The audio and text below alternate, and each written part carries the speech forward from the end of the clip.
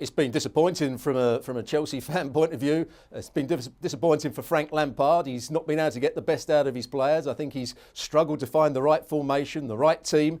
The team aren't playing very well. But then he's starting to have a go back at the press, and that's never a good idea. I think he's a manager or a coach that's got to be given time, because when you employ a fairly inexperienced manager who's very young, you're not getting a manager to take them to the very top straight away. He's got to learn along with some of the players, but he's got to learn quickly, otherwise his job will be in trouble. He's got to start getting the best out of the players, and it's no good fighting the press. That's only going to cause him problems. Well, this is off the back of the comments that he made, claiming confirmation bias, basically, that negative press kind of sells papers, gets people clicking on the articles. But that's part and part. That's happened all across football forever, hasn't it, Frank? Yes, of course, and as Stu said, you shouldn't fight with the press, because you're going to be beaten at the end of the day, and this is normal process. Frank has been, I think, protected last season because they couldn't hire any player, recruit any good players, and he did pretty well with all the players.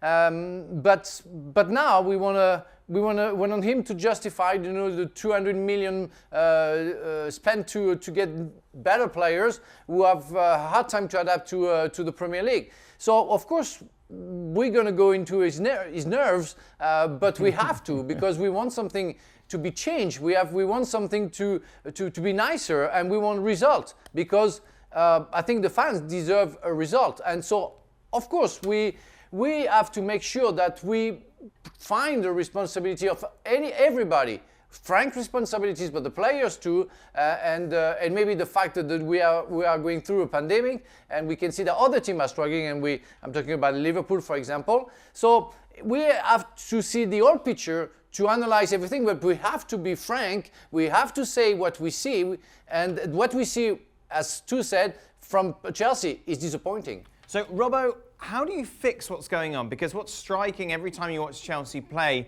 is that it's basically 11 individuals running around. There doesn't seem to be any cohesion, no real plan in place, certainly when you compare it to Leicester City, which we, of course, did this week. So how do you fix that from Lampard's point of view?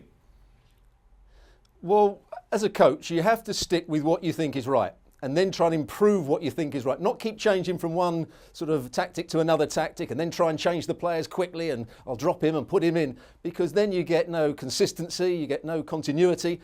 You've got to trust what you're trying to do and work at it day in, day out on the training field, and you will get better. And at the moment, what I'm seeing is he's asking too much of his fullbacks. They're only playing with a back two, and that's changing quite often. It was Rudiger and Thiago Silva the other night, and he's asking James to get forward and be a great attacking player, but he's also asking him to be a good defensive player and get round on the cover, which he hasn't got the energy. You're never going to be able to do two jobs, and he's asking the same of Chilwell down the other side. So he's either got to get a good combination at the centre-half positions, or play with the back three, or get one of the midfield players just to drop that little bit deeper to fill those spaces. He's asking too much of his fullbacks at the moment. And the thing is, you're playing a team that's from lower tier, Frank. Luton Town will go there with absolutely nothing to lose. And as this game goes on, if Chelsea don't make the breakthrough, the pressure will be palpable. Yes, exactly. You have Chelsea has everything to lose about that game and that tie. And Frank knows very well Luton, because he played against them when he was in charge of Derby, and he knows how good they are and the trouble that he's facing ahead with that game. So it's not going to be easy. They can make it easy if they score very quickly, and Luton will have to open up, and maybe they're going to be punished very, very often by Chelsea. But as long as Chelsea doesn't score the first goal, they're going to start wondering, if they're not going to be trapped at some point. That's going to be the tie. Again, I played so many games like that where you have everything to lose. You just want to play that game. You don't care about how you played, the way you played. The only thing is you want to score one goal, make sure you win, you go home, and you think about the next game. Well, thank you very much for watching ESPN on YouTube. For more sports highlights and analysis, be sure to download the ESPN app. And for live streaming, premium content, and let's not forget as well, ESPN FC 7 days a week. Subscribe to ESPN Plus.